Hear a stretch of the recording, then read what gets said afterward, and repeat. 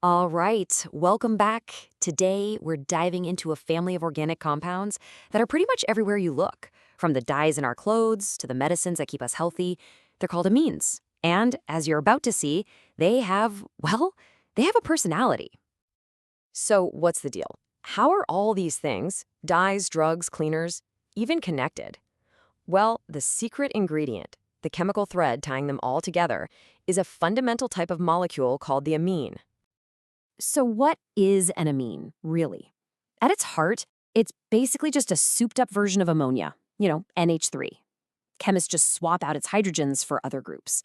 But the real star of the show here is the nitrogen atom and its lone pair of electrons. And that little lone pair, that is the secret sauce. Seriously, it's the key to everything we're about to unpack. Okay, so to get a real grip on amines, we first need to get to know the family. And the best way to think about it is like a family tree. You've got this one simple ancestor, and from it, you get this whole, huge, diverse family. And here's that ancestor I was talking about. Good old ammonia.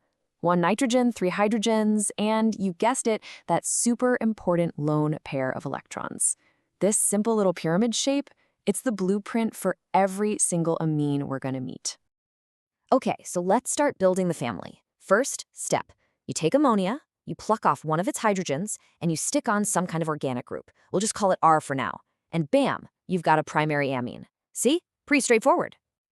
All right, you know what's next, right? Let's swap out a second hydrogen for another R group. Now we've got what's called a secondary amine. You're probably seeing the pattern here. It's really just about counting how many hydrogens you've replaced. And you can probably guess the last step. If we go all the way and replace all 3 of those original hydrogens, we get a tertiary amine. So the big takeaway here is primary, secondary, tertiary, it's all just about how many of those R groups are attached to that nitrogen. 1, 2, or 3. That's it. Right, so we've met the whole family. Now we gotta figure out how to talk about them, right? We need to learn their language. Let's take a quick look at how to name these molecules.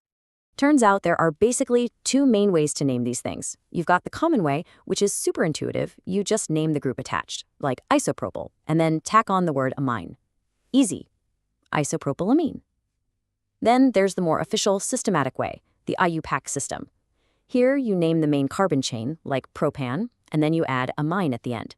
So that same molecule becomes propan-2-amine. So yeah, 2 names, same exact molecule. Okay, let's get to the really juicy part. We've done structure, we've done names. Now let's talk about what makes an amine act like an amine. We're diving into its core personality trait, its basicity. So where does this personality come from? Well, you already know the answer. It all comes back to that lone pair of electrons we keep talking about. See, it's not just sitting there. It's actively on the hunt for a proton from another molecule. And that act, grabbing a proton, is literally the definition of what a base does. This is so important. It's how amine-based medicines work in your body. It's how dyes stick to your clothes. It's all about that lone pair. But here's where it gets even cooler. Remember those R groups we stuck on, those alkyl groups? Well, they have this neat property where they basically act like little cheerleaders, pushing electron density towards the nitrogen. And what does that do? It makes that lone pair even more powerful, even more ready to leap out and grab a proton. And that's why most amines are actually stronger bases than their old ancestor, ammonia. And you can see it right here on this chart. It's super clear. In water, you start with ammonia as our baseline, add 1 methyl group, that's a primary amine, and boom, it's a stronger base. Add a second one to make a secondary amine, and it gets stronger still. It's this beautiful, direct link between the structure of the molecule and its chemical behavior.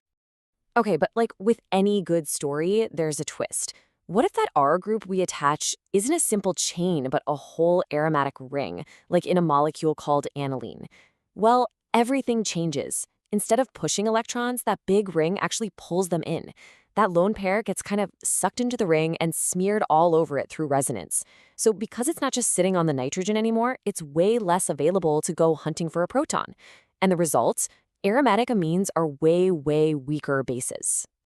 Okay, so we know what they are, we know how they're classified, and we know their core personality. But where do we get them from?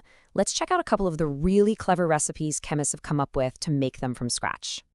we're going to zoom in on two really important recipes for making primary amines. First up is the Gabriel synthesis. This one is fantastic for making really pure amines that have straight or branched carbon chains.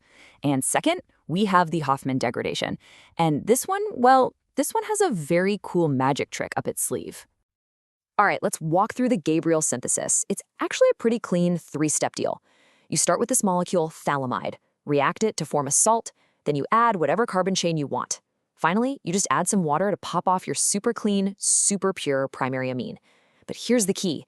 This recipe is specifically for those aliphatic or chain-like amines. It's not going to work if you're trying to make something like aniline. Now for that second recipe, the Hoffmann degradation. The basic formula here looks almost too simple. You just take a related molecule, an amide, mix it with some bromine and potassium hydroxide, and out pops a primary amine. But there's a catch, a really cool one. And here it is. This is the magic trick.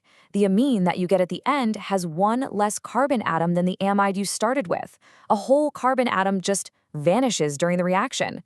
And this isn't some weird mistake. It's an unbelievably useful tool for chemists. Imagine you need to make an amine, but also shorten your molecule by exactly one carbon. This reaction does both at the same time. It's like a molecular editor. So when you step back and look at it, it's kind of amazing, isn't it? Everything we've talked about, how we classify them, why they act as bases, even how we build them, it all circles back to that one nitrogen atom and its single lone pair of electrons. Just two tiny dots dictating the entire personality of a molecule. And it really makes you think, right? What other tiny little features are out there, all around us, quietly running the whole show?